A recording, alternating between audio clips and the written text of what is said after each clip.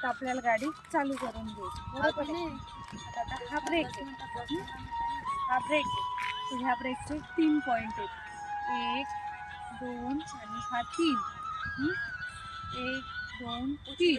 हा 1 आणि 2 वर आपली स्पीड कमी होते, तिसऱ्यावर ताई 10 मिनिटं आहे म्हणते त्याच्याजवळ. आता जात असून येतो म्हणते नंतर राईटचा आहे, हा समोरच्या टायरचा.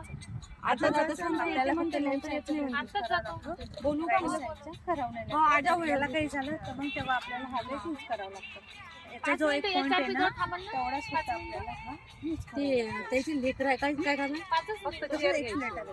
याचे पण 3 पॉईंट आहेत, स्टॉप, मिडल, फुल. त्यांना विचारून कारण लेकर आहे ना म्हणून. त्यांना विचार 20 ते 25 च्या दरम्यान जाते, पुढे केलं की 25 च्या पुढे जाते.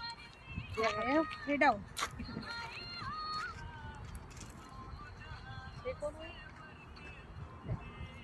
Stop, middle, full raise. Stop मध्ये बंद आहे, मिडलवर आपली स्पीड 20 ते 25 च्या दरम्यान आपली फुल केलं की 25 च्या पुढे जाते. ऑफ हे डाऊन.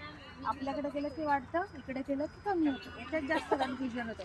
आपल्याला काय वाटतं इकडे केलं की कमी होतं, इकडे केलं की वाढतं. तसं नाही, आपल्याकडे केल्यावर वाढतं, समोर केलं की कमी होतं. आलं लक्षात?